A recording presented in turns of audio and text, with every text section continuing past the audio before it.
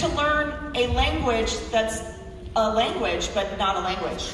It's really difficult because they don't. It's not like learning French or German or like a language that people speak. So you don't know what you're saying.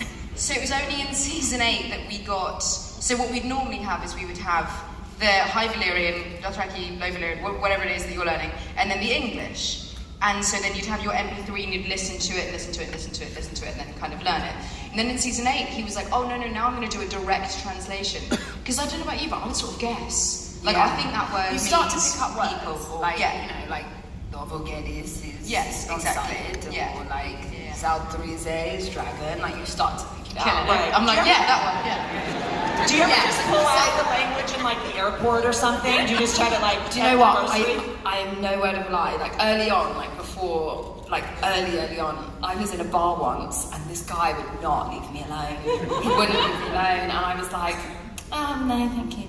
And then he didn't take my. So I started speaking. I just started making it up, and he was like, and I was like, no English, sorry. And then he walked up. That's amazing. I just pretended I couldn't speak English, but I don't speak any other languages. So I was like, Valyrian, go.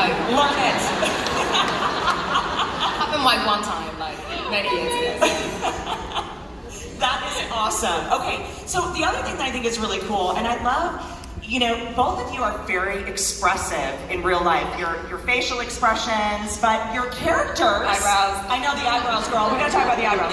So, but how do you not move them? Oh yeah, it's hard. It's really hard. Do they tape them or something, or is there something happening? Sometimes they should do, but it's literal. I don't know about you, but most of those, and then they're like, and now we're gonna do the push in, and I'm like, just don't move, don't. Yeah. Emilia has this amazing ability to like focus her eyes, like in a way that I've actually never seen. It's like a skill. Well, my contact lenses sometimes pop out. Do they dry up? True story. Yeah, if I'm doing like a really mean, serious stare, and it's like it's just involving a lot of control, and I don't blink at all.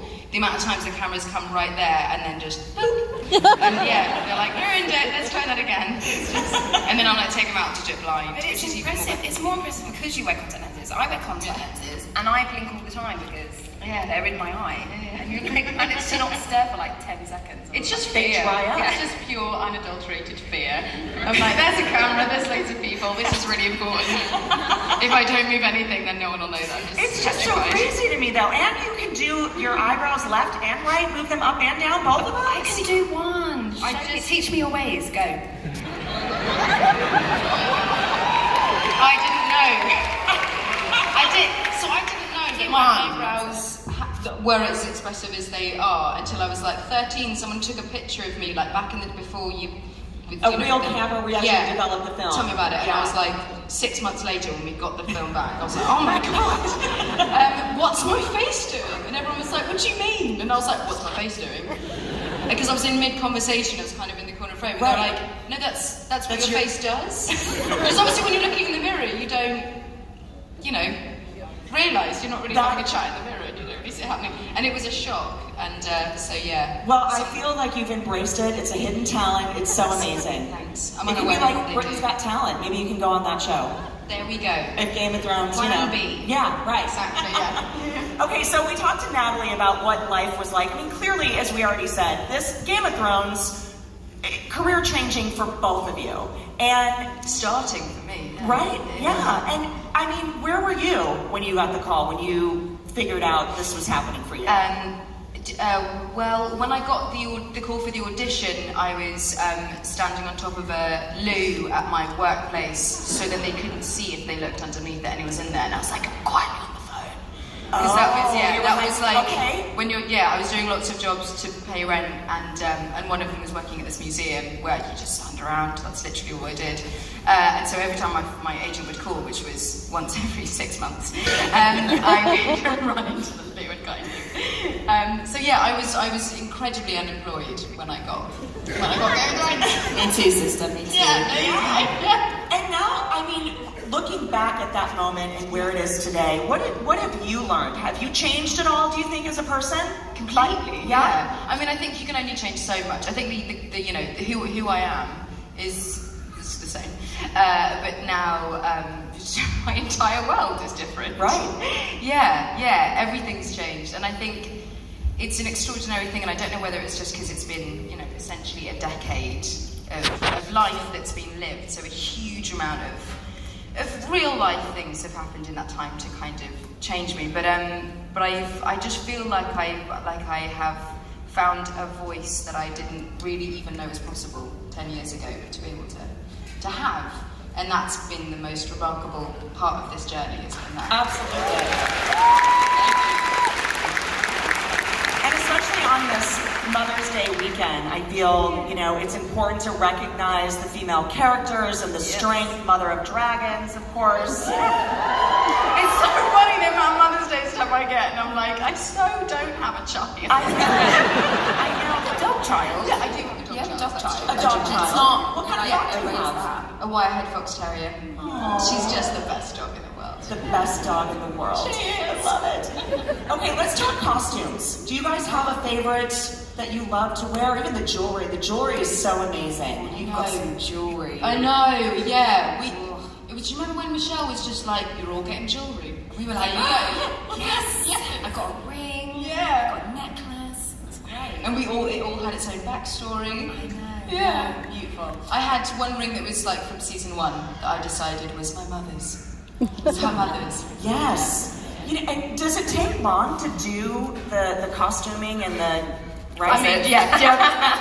Oh yeah. it? It's that like, do you need the loo, babe? Because I'm going to take half an hour. Oh, do you need the loo? Because I need the loo because I've been sewn in to this. Literally. Can we just, Yeah. I need to pee, so. Yeah. There's no getting out of it. And then you have to be sewn back in. So. Michelle Clapton, who is like an absolute genius, and as I say, I know I'll never look as good ever again on TV because she dressed us so beautifully, but she didn't believe in zips, which is a problem when you're doing sometimes an 18-hour shooting day essentially, and you're like, I'm gonna have to get cut out every time I have to pee, and my bladder is the size of a hamster's. And of all of the people on the set, it's the cast that aren't really allowed to not be there because they need to point cameras at us and fight and what have you. So for us to leave set is like a thing. Right. So you shut down the whole production. they're like, well, we have to wait. Yeah. Or like lunch, they're like, could you hold on until 6? Just because we really need to keep going. You're like, no. Yeah, because you can't eat in corsets. Oh, no, you can't. I wasn't as bust out of corseted it. as you, to be fair. Oh my god, But some of those armours were really intense. Yeah. Season 8, she just went next level with the corsets. That's exhausting just thinking about it, Yeah. Okay, so we have some social media questions for you guys, and I have one here from Nick Morris, and his question's for you, Emilia. Would you be open to or ever consider reprising your role as Daenerys if the opportunity presented itself? Either way, why do you feel that way? So a prequel or something? Or... Well, Nick, thank you for your question. 10 years is a significant chunk of life to live with one character, and I feel unbelievably lucky to have had the full range of everything that I've been able to explore as an actor through her eyes and walking in her shoes. And I really feel like that beginning, middle, and then when the season is finally done, that's a lot. So that's probably a no, because I think that time to put time. I also think that David and Dan are the geniuses of this world, and if they ain't doing it, then you're gonna follow. Okay, absolutely. They're my people. And then we have one from Elise Salinas, and she said, on screen, Missandei and Danny have a great friendship, which we already talked about a little bit, and loyalty. Was there that instant connection in tow that made it come across very sincere and believable on screen? Well, I was thinking, do you remember when you remember the first one, and then we had a little bit of a situation? Yeah. Do you remember? And I was like, nah. Yeah. I did not enjoy. Yeah. Okay. So we're talking. Okay. Do you know what I mean? You remember in the Sorry, no one. Sorry, that made no sense. It's chill. I got very protective, quite immediately. Yeah. So I'm gonna. Yeah. So we were in Morocco filming, and my costume was somewhat revealing. Just a little bit. Just a little bit. Kind of punchline, you know? And, you know, there was a certain response to that. And I did not take kindly to that response. Yes. So yeah, we bonded pretty. So there was a Yeah. very quick, like, hey, no, Yeah. protective thing over Yeah, each other. Exactly. So exactly. And it felt very. It suddenly. I mean, I was so grateful to have Nat join us and forever. And I think that just like very quickly. It was like, oh, we're in it. These are long days. Yeah. We're getting into it. There's a lot of people here, and I think we just. yeah, we straight away, like, straight away I felt very like, oh, someone's got my back. Right. You had that moment of like, you say something to her, I'm gonna, women should have their backs, and those comments shouldn't be made. Yes. Right? Absolutely. Exactly. What about the female roles and how that has evolved? Because that's one of the questions that Brandon Pena, we talked about that. Obviously very male-dominated when both of you came in, and the way you were treated in the beginning, the way you were treated, and so it had to come across. It was part of the storyline. It had to. Was that difficult for either one of you to put yourself in the slave role, or being sold off? Just in that, you have to be in character. So what does it take to get to the depth of that moment? Yeah, I mean, it's kind of, for me anyway, it was the first proper job that I'd had, so I was petrified anyway. So I think inhabiting the part of Daenerys that was vulnerable and scared and without any voice at all, and without any kind of power to speak her truth, as someone who was very, fresh out of drama school and was 6 months earlier standing on a loo seat in a job she didn't want to be in, going, oh my god, it was very easy to inhabit that particular space. But then I was very lucky that within the arc of season 1, by the end, she found a strength that I felt I had too, because I'd had 10 episodes of filming kind of under my belt before we got to that bit. So yeah, it was definitely, the sensible actor response is like, oh yeah, it's just where my head, where I knew my head needed to be, which I absolutely was. I read the first book like 4 times and was really in her mind and in George R. Martin's head with regards to kind of what the material was for the first book. But most of it was my own fear, I think. So it was quite easy to inhabit that. Channel the inner fear. Yes, yes. Well, obviously, those of you who've read the books know that Missandei's 9 years old in the books. She's not a grown woman, so straight away that kind of changes how you play her.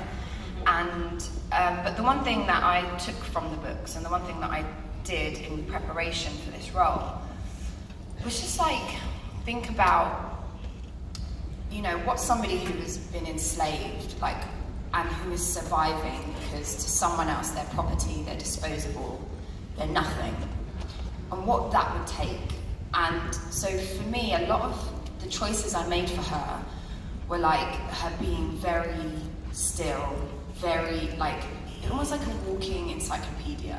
I get asked a question, I speak when I'm spoken to. That's submissive, brainwashing, years of it, what that might do to a person. And I had to really think about that. And so that's sort of where I started. And then I had the absolute joy of figuring out what freedom meant for her, what having an opinion meant for her, what having a friend meant for her, what having a love meant for her. I had to figure out all these things and how that might play in her performance and in her journey. And suddenly this person that's been wound so tight, that's been oppressed in the most horrific of ways, how they start to release some of those binds. And it was just every sort of season they would give me this little nugget of something, and I'd be like, oh, I'm gonna do something with that. And that was a moment where we see her smile, or see her laugh, or see her her opinions, even if they were small. Right. They came subtly, and that was something that I felt was important because a lifetime of slavery, she survived slavery. Like, that's not gonna just happen overnight. It's gonna take some time. And so that was my kind of where my thoughts were mostly existing. It's so perfect and powerful. Yeah, and I think that's what binds them early on, is because Daenerys has had a similar experience in that she was being sold and was kind of spent her life being groomed to be sold. There's that. There is there's definitely that a common likeness ground. Like, they've had very different experiences, you know. Like, the people of North are very passive, they don't like harm things, so they're just like easy targets for slavers, you know. And like, obviously Daenerys has come from royalty and this historic family of power that's been kind of overthrown and blah blah blah. So like, they've had very different life things, but there is this kind of space somewhere of their two worlds where they both know what it feels to be similar property, right? You know, and to be nothing but a pawn in someone else's powerful game or something. So yeah, and also they're both brilliant women, despite it all. True that. Right? You know? Yes. Okay, so do either of you have a favorite character? I mean, obviously without your characters, but is there somebody that's another character in the show that you're just super excited about or connected to? Yeah, Jon Snow. Literally connected to Jon Snow. I use that word, and, you know, just in case. I think I'm really into Arya. I just think amazing. She's just, what a cool character, right? And the story arc of that character is like, it's the part of dreams, to be honest. Like, she gets the sword fight, she's been this little adorable child that we saw like 10 years ago, and now she's come into her womanhood, and I'm like, it's everything. I love her. That's who I am. Do you have a favorite one? It's so hard because as soon as you say favourite character, I just also think of the people. So my first thought is always Conleth. I'm always just like, I love Conleth. I love Varys. I think he's absolutely magnificent.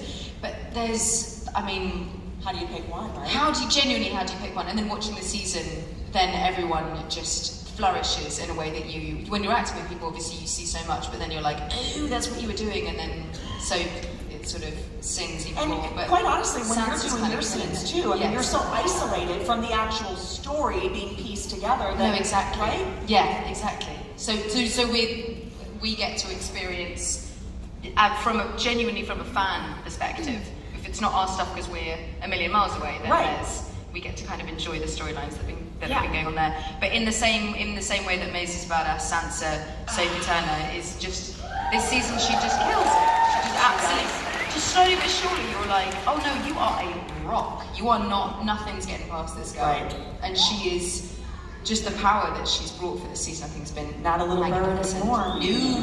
Yeah. I know. Okay, so, you know, the candles and the scenes and everybody's, you know, the candles are lit. The candles inside.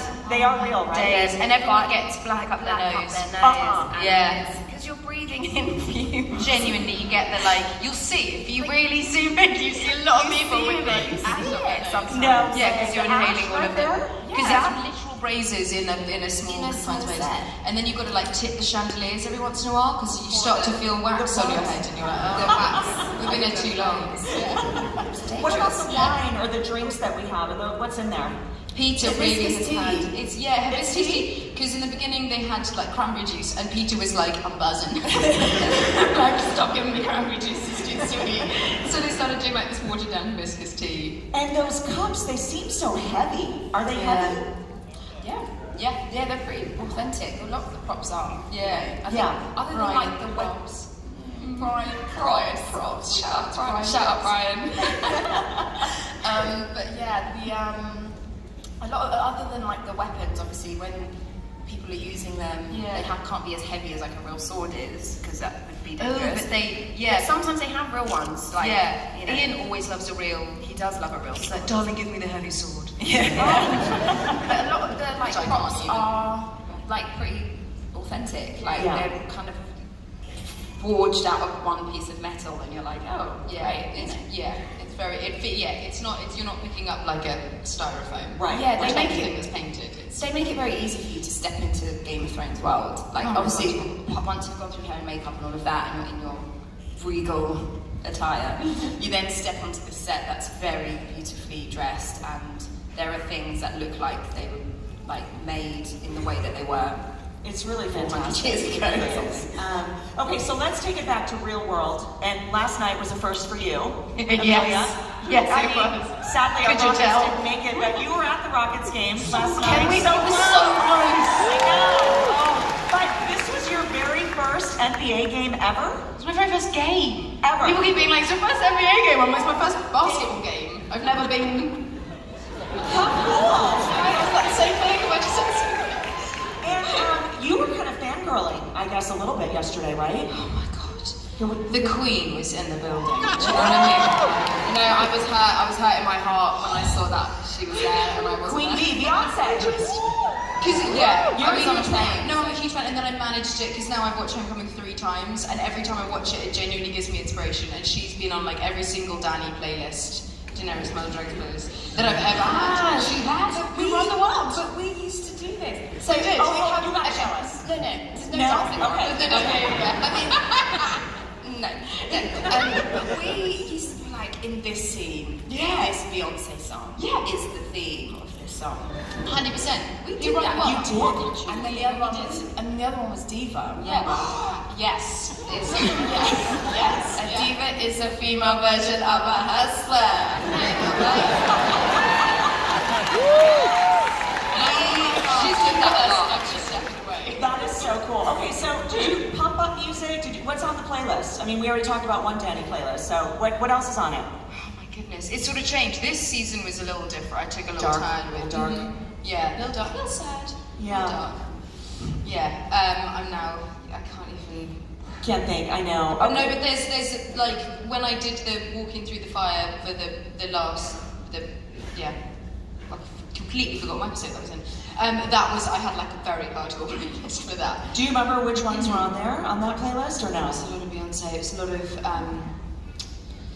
oh my god. Survivor. Yes, Survivor, definitely. Oh, I mean, I'm wow. sorry, I'm not trying to like. No, 100%. And then a lot of Stormzy, and then just maybe like a Rage Against the Because Machine. everybody just to needs, throw it in yeah, there. you need music Just to get yourself pumped up. Yeah. I mean, can I just say, Emilia Clarke is like amazing at rapping. No, but she does this thing, and it's the funniest thing ever, where she raps but as the Queen of England. And it's amazing. Sorry, I don't mean to put you on the spot. No. But it's The one that I'm thinking of is so rude. Like sometimes when we do like a really big wide shot, and you know they're not listening to your microphone, or if they are, they're giggling because you can't see what you're. I would do all the actions of like very serious, but actually you're doing like a ludicrous lyrics. I love it. And Jacob's like standing next to me being like, you're making me laugh. Can we get a taste? Do we get a little something? sorry, I feel like I put you in a spot right now. Sorry about that. So good, I don't want to leave, so I've got to, no, what is your fantasy? I can't continue, that's the only friendly PG version of that rap. It's a ludicrous rap. Okay, so we love that you fly on the dragon, of course, but it's not as cool, right? Filming it? Well, no, yeah, so as soon as you do the first one is cool, but genuinely it's like for each minute of dragon riding, or even 30 seconds of dragon riding, that's a week of filming. A week. It's mental. And then they're like, and then there's a lot of like, no, you've got to, because the thing is programmed, the buck is And programmed. it's literally a buck, like a green It's a buck, box. and it's super high up, and then there's a woman with kind of a joystick situation. She's got, the flight path is pre-programmed. Of course it is. And there's a lot of, now the buck in the last season, it's got 3 individual pieces that all move kind of independently of each other. So you're on it, and I get a lot of, no, but you're telling the dragon where to go. I'm like, well, when you've got 20 moves of all of these individual pieces, and I've got to remember where each of them goes, so it looks like I'm the one who's in doing control, it. yeah. It can, and then every once in a while, it just, the last season it got a bit tired, and it just started to like, go as I was getting a note or as I was like getting off the thing, and you'd be like, whoa, that's good thing I'm harnessed in. Am I right in saying that we would wrap and you would be there for like another month and a half? Literally a month Like and a half. everyone else would go home from Yeah. Belfast. And Yeah. To write to And do the all particular, that? yeah, so it was Moco unit, which is Vivian Cashner, and there was one season where everyone, all of the crew who were there, and me, who was the only person who was doing it that season, there was kind of 2 months of it, and we called it the infirmary because as soon as everyone got sick, and then as soon as the first person who got sick got well again, the last person who got sick would make them sick again. Right. It was Dark times. Yeah. If I look miserable on that thing, that's why. It's just like, yeah. Well, okay, so we're going to be wrapping up here shortly, and welcome both of you to Houston. We hope that you have such a great time here. Maybe just some parting words if there's struggling actors and actresses out there, or somebody just looking to find their purpose. Any advice? Oh my goodness! I think it's a long journey to find your voice, and it's a long journey to find out what you really want to do in this world. And it doesn't need to look like you think. It doesn't need to look like the glamour that this job can sometimes look like. But I think patience, true patience, and self-belief is what hopefully will get, especially speaking to actors who are looking for that window of opportunity, because it will come if you believe in what you're doing. But I really think that patience and holding on is definitely been my journey for sure. Yeah, absolutely. It's a long journey, it's a long haul, and I always think about that sort of image of like treading water. Like you'll stay above as long as you keep keep going. You just have to keep kicking your leg, you know. So, because eventually, like people get tired and then they kind of go under. They're like, oh, I'm done, I'm tired. Yeah. And actually, like the longer you just keep kicking, you'll be fine. Exactly. And I also think as well, there's always been this very like kind of traditional way to get into acting or to be an actor. And I took a very not very traditional way at all. Like I didn't train. I sort of just like, sometimes I think I snuck in and people haven't figured it out yet. But there are so many talented young people and you have all these resources. Like when I was coming up, we didn't have like smartphones in the way that we do now. Like people are making movies on their phones and they're being submitted to film festivals and they're getting funding. Yeah. Like there's so many ways. If you can find a group of creative people that like want to make something cool, and you can make stuff. Like I'm only just figuring that out now at 30. I'm like, well, in the last couple of years, I'm like, I can make stuff. I'm not waiting for someone to tell me we want to give you this job. I'm like, oh, I'm going to write a script and I'm going to do, That's the most fulfilling exercise, right? We can do it. And there's nobody that's going to write your story as well as you and like make your story as well as you. So like go out there and do it. Ladies, thank you so much for your time.